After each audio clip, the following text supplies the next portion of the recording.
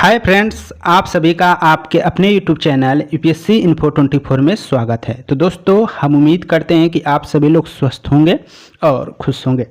Friends, ये जो video है पीजीटी हिस्ट्री का प्रैक्टिस सेट 141 है। तो अगर आप टीजीटी, पीजीटी, अल्टीग्रेड, जीआईसी और असिस्टेंट प्रोफेसर की तैयारी कर रहे हैं हिस्ट्री सब्जेक्ट से, तो ये वीडियो आपके लिए है। वीडियो के अंत तक बने रहिए। वीडियो पसंद आए तो वीडियो को लाइक और चैनल को जरूर सब्सक्राइब कर लीजिए। तो स्टार्ट करते हैं आज का पहला नंबर क्वेश्चन, जो 139 नंबर से शुरू हो रहा है। क्वेश्चन आपका है, अशोक के किस शिलालेख से युद्ध और हिंसा के कारण जनित उसके अंतर्मन की व्यथा प्रकट होती है? ए ऑप्शन है धौली और जौगढ़ अभिलेख से, बी है शाहबाजगढ़ी और सोपारा अभिलेख से, सी है मास्की और भाबरू अभिलेख से, डी है आपका मानसेहरा और गिरनार अभिलेख से। तो आंसर क्या हो जाएगा? ए सही हो जाएगा।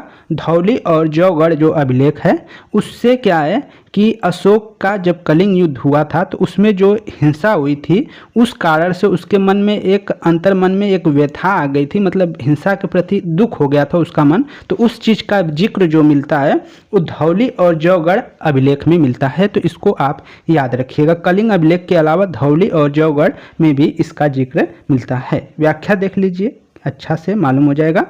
व्याख्या देखते हैं तो कलिंग शिलालेख के अतिरिक्त धौली और जौगढ़ दोनों क्या हैं? धौली और जौगढ़ जो है दोनों अभिलेख क्या हैं? उड़ीसा में पाए जाते हैं। तो दोनों ही ऐसे अभिलेख हैं या शिलालेख हैं प्राप्त हुए हैं जिससे अशोक के कलिंग युद्ध के पश्चात युद्ध और हिंसा के कारण जन समुदाय की क्षति को देखकर उसके अंतर्मन की व्यथा को प्रकट किया गया है। तो अंतर्मन की व्यथा को धौली और जौगढ़ जो अभिलेख है, शिलालेख है, उसके अलावा कलिंग शिलालेख में भी इसका जिक्र मिलता है। तो इसको आप नोट कर लीजिएगा। आगे देखते हैं दोस्तों, 140 नंबर क्वेश्चन आपका है कि सम्राट अशोक ने महाराष्ट्र में बौद्ध धर्म के प्रचार हेतु किस प्रचारक को भेजा था? बौद्ध धर्म के जो प्रचार प्रसार करना चाह रहा था अशोक, तो वो हर देश में हर जगह अलग अलग जगह पे अलग अलग लोगों को भेजा था। तो ये पूछ रहा है क्वेश्चन आपका कि जो महाराष्ट्र में किस बौद्ध प्रचारक को वहाँ पे महाराष्ट्र में भेजा गया था? ऑप्शन ए है महारक्षित को, बी है महादेव को, सी है महाधर्म रक्षित को, डी है सोन और उत्तर को, सोन तथा उत्तर को। तो आंसर ए सही, सी सही हो जाएगा दोस्तों। महाधर्म रक्षित को भेजा गया था। महाराष्ट्र में किसको भेजा गया था? महाधर्म रक्षित को भेजा गया था। ऑप्शन सी आपका सही हो जाएगा। अशोक सम्राट ने महाराष्ट्र में बौद्ध धर्म के प्रचार हेतु किस प्रचारक को भेजा था? तो आंसर सी हो जाएगा, महाधर्म रक्षित को भेजा था। ऑप्शन सी सही कर लेंगे। व्याख्या देख लेते हैं और सभी देशों के जो प्रचारक हैं उनके बारे में भी देख लेंगे हम। सिंगली अनुश्रुतियों जिसमें दीपवंश और महावंश के अनुसार अशोक के शासनकाल में पाटलिपुत्र में बौद्ध धर्म की तृतीय संगति हुई थी। बौद्ध धर्म की तृतीय संगति किसके शासनकाल में हुई थी? तो अशोक के शासनकाल में हुई थी। इस संगति की समाप्ति के पश्चात भिन्न भिन्न देशों में बौद्ध धर्म के प्रचार हेतु भिक्षुक क्या हैं? भेजे गए, जिनके नाम महावंश में इस प्रकार प्राप्त होते हैं। जो भिक्षुक गए हैं उनके महावंश में उनका क्या है? जिक्र किया गया है, जो इस प्रकार हैं। तो इनको आप देख लीजिए कौन कौन है और कौन कहाँ पे गए हैं। जैसे मज्झनित जो है, मज्झनितिक जो है वो कश्मीर तथा हिमालय में गया है। महारक्षिक जो है यवन देश में प्रचार करने के लिए गए हैं। मध्यम जो है हिमालय में गए हैं और धर्मरक्षित अपरांतक में गए हैं और महाधर्मरक्षित महाराष्ट्र में। यही क्वेश्चन था। तो महाधर्मरक्षित महाराष्ट्र में प्रचार प्रसार करने के लिए बौद्ध धर्म का गए हुए थे। महादेव जो है इन्हें महिष मंडल में भेजा गया था। रक्षित को बनवासी में भेजा गया था। सोन तथा उत्तर को सुवर्ण भूमि में भेजा गया था। ये बहुत इंपॉर्टेंट है, इसको इंपॉर्टेंट कर लीजिएगा। सोन तथा उत्तर किस देश के तरफ गए थे? तो सुवर्ण भूमि के तरफ गए थे बौद्ध धर्म के प्रचार प्रसार करने के लिए। वहीं पे देखते हैं महेंद्र और संघमित्रा जो अशोक के क्या हैं? बेटे और पुत्र और पुत्रियां हैं, जिसमें महेंद्र और संघमित्रा का नाम आता है। तो ये लंका गए थे। लंका जो श्रीलंका है वहाँ पे लंका गए थे। तो इन सब चीज़ों को आप नोट कर लीजिएगा, बहुत इंपॉर्टेंट है। यहाँ से ये दोनों क्वेश्चन इंपॉर्टेंट है, एक तो आपसे पूछा ही गया था। आगे देखते हैं, अगला क्वेश्चन पे प्रकाश डालते हैं। 141 नंबर है दोस्तों, 141 नंबर देख लेते हैं। अशोक ने अपने किस शिलालेख में अटवी जातियों का उल्लेख किया है? अशोक ने अपने किस शिलालेख में अटवी जो जाति है उसका उल्लेख किया है? 5वें शिलालेख में, 11वें शिलालेख में, 12वें शिलालेख में या 13वें शिलालेख में? तो आंसर क्या हो जाएगा दोस्तों? 13वां शिलालेख आपका आंसर हो जाएगा। जो अटवी जातियां हैं उसका उल्लेख किसमें किया गया है? 13वें शिलालेख में किया गया है। अशोक जब गुस्सा में हो गया था, मतलब वो क्रोधित हो गया था इनके उपद्रव के कारण, विद्रोह के कारण, तो इन्होंने कहा था कि आप अच्छा से अनुसरण करें, नहीं तो आपको हम सबक सिखा देंगे। ऐसा इसने, मतलब सब सोचें कि क्या है कि ये अब क्या है 13वें शिलालेख, मतलब 13वें शिलालेख में जब कलिंग युद्ध हुआ तो इसके बाद है उसने थोड़ा नर्म नीति अपना लिया था अशोक ने। तो इसका फायदा उठाकर लोग सोचें कि अब वो आक्रमण नहीं करेगा, उद्बौद्ध धर्म को मतलब वो अपना लिया है। तो ऐसा, तो आटविक जातियों का उसमें उल्लेख है 13वें शिलालेख में, और उसमें इसने चेतावनी दी है। व्याख्या देखेंगे तो और क्लियर हो जाएगा। अशोक ने अपने 13वें शिलालेख में अटवी जातियों का उल्लेख किया है। इसी शिलालेख में अशोक अटवी जनजातियों को धमकी देता है कि वे धर्म के मार्ग का अनुसरण करें, अन्यथा परिणाम बुरा होगा। तो ये आंसर था।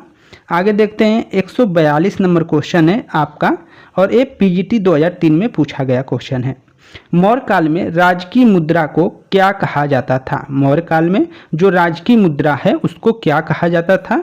निष्क कहा जाता था, पर्ण कहा जाता था, कासा पर्ण कहा जाता था या शतमान कहा जाता था? तो आंसर जाएगा बी के साथ, पर्ण कहा जाता था। जो राजकीय मुद्रा है वो क्या है? पर्ण होती थी। तो ऑप्शन बी आपका सही है, राजकीय मुद्रा पर्ण थी।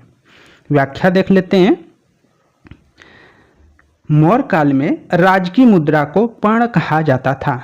जो मौर्य काल में राजकीय मुद्रा होती थी, जैसे इस समय हम लोग रुपया कहते हैं, उसी तरह वो जो मुद्रा होती थी वो क्या होती थी, उसको क्या नाम दिया गया था? पर्ण कहा जाता था। यह 3/4 तोले के बराबर चांदी का सिक्का था। जो पर्ण था वो चांदी का सिक्का था और ये 3/4 तोले के बराबर होता था। इसके ऊपर जो है पीपल, सूर्य, चंद्र, मयूर, बैल और सर्प आदि खुदे होते थे। जो पीपल के छाप होते थे, सूर्य के, और चंद्रमा, मयूर, बैल और सर्प जो है उसके छाप, इस जो आपका सिक्का होता था या चांदी का सिक्का जो होता था उस पर क्या है, इन सब के छाप मिलते थे। अन्य महत्वपूर्ण तथ्यों को देखते हैं तो सोने के जो सिक्का होता था उसको क्या बोला जाता था? निष्क या सुवर्ण नाम से पुकारा जाता था। जो सोने का सिक्का होता था उसको क्या बोला जाता था? सोने के सिक्के को निष्क और सुवर्ण के नाम से जाना जाता था, कहा जाता था। आगे है मास्क एवं कांकणी तांबे का सिक्का होता था। जो मासक होता था या कांकणी जो होता था वो क्या है? तांबे का सिक्का होता था। मासक चांदी के पर्ण का 1/16वां भाग होता था। जो मास्क होता था उस चांदी के जो पर्ण है उसका 1/16वां भाग होता था। तो इसको नोट कर लीजिएगा।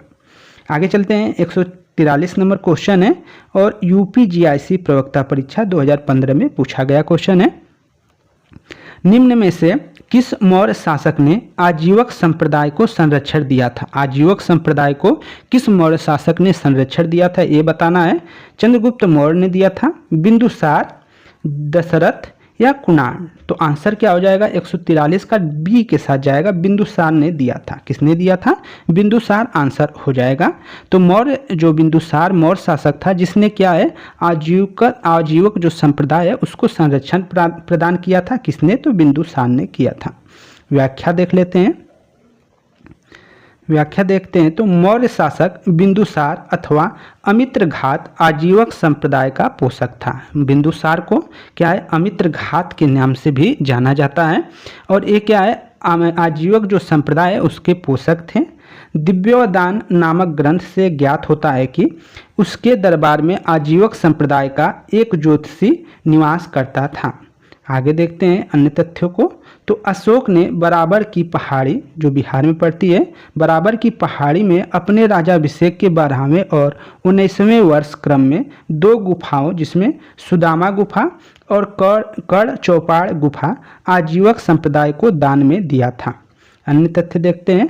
अपने राज्याभिषेक के 12वें वर्ष अशोक ने एक अन्य गुफा विश्व झोपड़ी गुफा का निर्माण करवाया था। ये पूछा जा सकता है कि जो विश्व झोपड़ी गुफा है उसका निर्माण किसने करवाया था, तो अशोक ने कराया था। कब करवाया था अपने राज्याभिषेक के बाद, तो 12वें वर्ष में करवाया था।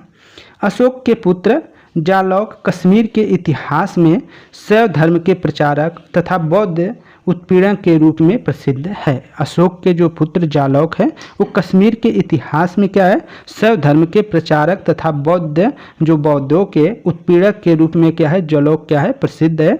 और जालौक को बताया जाता है कि ये अशोक का पुत्र था।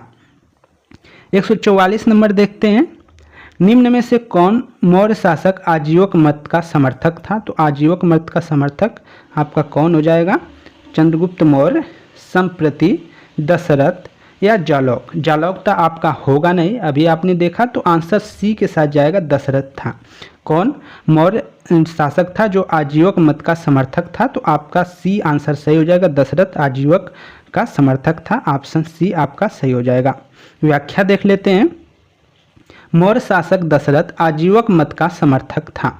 उसने नागार्जुनी पहाड़ी में आजीवक संप्रदाय के लिए 3 गुफाएं, जिसमें क्या है, गोपी, लोमर्सी और बडथिका, जिसको या बही गुफा का निर्माण करवाया था। इन गुहा लेखों की भाषा क्या है, प्राकृतिक, और लिपि जो है ब्राह्मी लिपि है। भाषा जो है प्राकृतिक है, लिपि जो है ब्राह्मी लिपि है।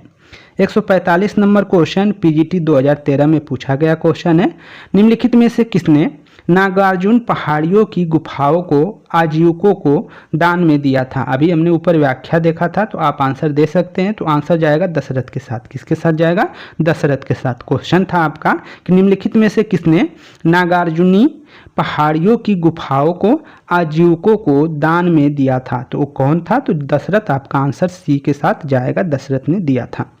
अगला क्वेश्चन है 146 नंबर क्वेश्चन है, और अच्छा क्वेश्चन है, अशोक के अभिलेख की भाषा क्या है। अशोक के अभिलेखों की भाषा क्या है, ब्राह्मी, खरोष्टी, पाली, प्राकृतिक। तो भाषा क्या है दोस्तों, डी सही हो जाएगा, प्राकृतिक थी। क्या थी, जो है ये ब्राह्मी और खरोष्टी जो है लिपि है, ठीक है, तो प्राकृतिक भाषा थी। ऑप्शन डी आपका सही हो जाएगा, प्राकृतिक भाषा थी। व्याख्या देख लीजिए थोड़ा सा, व्याख्या देखते हैं। तो अशोक का इतिहास हमें मुख्यतः उसके अभिलेखों से ही ज्ञात होता है। उसके अभिलेखों को समांतर जो है 3 वर्गों में विभाजित किया जा सकता है, जिसे हम कह सकते हैं एक शिलालेख, एक स्तंभ लेख और कुछ गुहा लेख होता है। जो उसके अभिलेख हैं, मतलब उसको 3 श्रेणियों में हम विभाजित करते हैं। इनको शिलालेख में बांटते हैं, स्तंभ लेख और गुहा लेख में बांटते हैं। शिलालेख का मतलब जो शिलाओं पत्थरों पे लिखा जाता है उसको शिलालेख कहते हैं। स्तंभ लेख, स्तंभ जैसे अशोक स्तंभ हो गया वैसे बनाकर उस पर लिखवाया जाता था, तो स्तंभ लेख से हो गया। गुहा लेख का मतलब जो गुफाओं का कोई हो गया वहाँ पे मतलब लिखा जाता था, तो वो गुहा लेख हो गया। शिलालेख जो है 14 विभिन्न लेखों का एक समूह है। शिलालेख 14 मिले हैं जो विभिन्न लेखों का एक समूह है, जो 8 भिन्न भिन्न स्थानों से क्या है, प्राप्त किए गए हैं। और ये स्थान आपका जो है 14 शिलालेख मिले हैं, वो शाहबाज गढ़ी से भी मिला है, मानसेहरा से मिला है, कालसी से मिला है, गिरनार, धौली, जौगढ़ एवं एरान, गुंडी और सुपारा से मिले हैं। ये 8 स्थान है जहाँ से क्या है आपके 14 शिलालेख मिले हैं। आगे देखते हैं, तो अशोक के अधिकांश अभिलेख प्राकृतिक भाषा एवं ब्राह्मी लिपि में लिखे गए हैं। भाषा जो है वो क्या है, प्राकृतिक भाषा है, और लिपि जो है वो क्या है, ब्राह्मी लिपि में लिखे गए हैं। अधिकांश की बात हो रही है, कुछ अपवाद भी हैं। केवल 2 अभिलेख जो हैं शाहबाज गढ़ी और मानसेहरा की लिपि ब्राह्मी न होकर खरोष्टी है। तो मानसेहरा जो है और शाहबाज गढ़ी जो है उसकी लिपि ब्राह्मी नहीं है, उसकी लिपि क्या है, खरोष्टी है। तो यहाँ से क्वेश्चन पूछा जाता है। तक्षशिला से अरमाइक लिपि में लिखा गया एक भग्न अभिलेख क्या है, प्राप्त हुआ है। तो शेरकुना नामक स्थान से यूनानी तथा अरमेइक लिपियों में लिखा गया द्विभाषी यूनानी एवं सीरिया लिपि भाषा में अभिलेख और लंगमान नामक स्थान से अरमाइक लिपि में लिखा गया अशोक का अभिलेख प्राप्त हुआ है। इसको थोड़ा रोक कर और अच्छे से पढ़कर जो इम्पॉर्टेंट तथ्य उसको आप नोट कर सकते हैं। आगे चलते हैं। 147 नंबर क्वेश्चन है कि अशोक के शिलालेखों की लिपि क्या है। तो अशोक के शिलालेखों की लिपि पूछा है दोस्तों, तो ब्राह्मी लिपि आप आंसर कर देंगे। हमने ऊपर अभी बताया था ब्राह्मी लिपि आपका आंसर हो जाएगा। 147 का सी कर लेंगे, ब्राह्मी लिपि। आगे चलते हैं। 148 नंबर क्वेश्चन है, तो अशोक के समय ज़्यादातर अभिलेख किस भाषा में लिखे गए। यहाँ पे भाषा की बात की गई है, प्राकृतिक भाषा आपका आंसर हो जाएगा। प्राकृतिक भाषा में लिखी गई है, प्राकृतिक भाषा। तो अशोक के समय ज़्यादातर जो अभिलेख है किस भाषा में लिखे गए हैं, तो प्राकृतिक भाषा में। और अगर हम भाषा की बात करते हैं तो प्राकृतिक, वहीं लिपि की बात करते हैं तो ब्राह्मी लिपि आपका आंसर हो जाएगा। तो ऑप्शन ए सही है, 48 का ए आपका सही आंसर है। अगला क्वेश्चन देखते हैं। 149 नंबर क्वेश्चन है जो आपका पीजीटी 2000 में पूछा गया क्वेश्चन है। अशोक के किस स्थान के अभिलेखों को रानी का अभिलेख कहा जाता है। बहुत ही इंपॉर्टेंट क्वेश्चन है। अशोक के किस स्थान के अभिलेखों को रानी का अभिलेख कहा जाता है। धौली, कौशाम्बी, मास्की या गुर्जरा। तो आंसर क्या हो जाएगा, कौशाम्बी सही आंसर हो जाएगा। कौशाम्बी जो अभिलेख है उसको रानी का अभिलेख भी कहा जाता है। तो कौशाम्बी अभिलेख को अन्य नाम क्या है, रानी के अभिलेख से भी जानते हैं। तो ऑप्शन बी आपका सही है। व्याख्या देखिए, यहाँ से क्वेश्चन पूछे जाएंगे। कौशाम्बी के लघु स्तंभ लेख में अशोक की रानी करुवाकी द्वारा दान दिए गए जाने का क्या है, उल्लेख है। अशोक की रानी थी जिनका नाम है करुवाकी नाम है, उसको क्या है अशोक मतलब दान दिए जाने का उल्लेख है कौशाम्बी में। इससे रानी का अभिलेख भी कहा जाता है। तो इससे क्या है, रानी का अभिलेख कहा जाता है। कौशाम्बी के लघु स्तंभ लेख में अशोक की रानी कारुवकी द्वारा दान दिए जाने का क्या है, उल्लेख है। इसे रानी का अभिलेख भी कहा जाता है। इसी में उसके एकमात्र पुत्र तीवर का उल्लेख है। इसी अभिलेख में क्या है, तीवर जो पुत्र है वो एकमात्र पुत्र है, उसका उल्लेख मिलता है। किसका, अशोक का। अशोक के पुत्रों में तीवर का जो है, तीवर जो पुत्र है उसका अभिलेख में क्या है, उल्लेख मिलता है। अन्य तथ्यों पर प्रकाश डालते हैं तो सांची एवं सारनाथ लघु स्तंभ लेख में अशोक अपने महापात्रों को संघ भेद रोकने का आदेश देता है। सांची और सारनाथ जो बनारस में पड़ता है, लघु स्तंभ लेख में अशोक अपने महापात्रों को संघ भेद रोकने का आदेश देता है। आगे देखते हैं। मौर्य काल में महास्थान क्षेत्र जैसे पुंड्रनगर क्षेत्र कहलाता था। तो मौर्य काल में महास्थान जो क्षेत्र था वो पुंड्रक नगर क्षेत्र कहलाता था। अभिलेख में इस क्षेत्र में महापात्रों द्वारा अकाल के समय लोगों की सहायता करने का उल्लेख है। प्राप्त अभिलेखों में सोह गोरा ताम्र पथरम ताम्र अभिलेख है। तो प्राप्त जो अभिलेखों में क्या है, सोह गौरा ताम्र लेख प्रथम ताम्र अभिलेख है, इसको याद रखिएगा। इसमें भी अकाल के समय अनाज वितरण की क्या है, वर्णन किया गया है सोह गोरा अभिलेख में, ताम्र अभिलेख में, ये याद रखिएगा। आगे देखते हैं। 150 नंबर क्वेश्चन है। सम्राट अशोक निम्नलिखित रानियों में से किसका नाम अपने अभिलेखों में उल्लिखित है। मतलब कौन सी ऐसी रानी है जिसका नाम उसके मतलब जो अभिलेख है उसमें है। तो कारुवकी, तिस्सरक्षी, महादेवी, कुमार देवी। तो किसका है, तो आंसर आपका जाएगा 50 का ए के साथ जाएगा दोस्तों, कारुवकी का, जिसमें तीवर उसके बेटे के रूप में आता है। तो कारुवकी जो अभिलेख है उसमें उसके रानी का नाम उल्लेख है। क्वेश्चन था आपका कि सम्राट अशोक निम्नलिखित रानियों में से किसका नाम उसके अभिलेख में उल्लिखित है। तो कारुवकी का नाम उल्लेखित है, कारुवकी का उल्लिखित है, बाकी का सबका अभिलेख में नहीं है। इस तरह कहीं ना कहीं जिक्र मिलता है, लेकिन कारुवकी जो है, कारुवाकी जो है उसका उल्लेख क्या है, अभिलेख में मिलता है। तो ऑप्शन ए आपका सही आंसर है। तो फ्रेंड्स ये थे आपके टोटल क्वेश्चन जो किसी भी पेपर में पूछे गए हैं। तो वीडियो अच्छी लगी है तो वीडियो को लाइक करिएगा, चैनल पर नए हैं दोस्त तो चैनल को सब्सक्राइब करिएगा। धन्यवाद साथियों।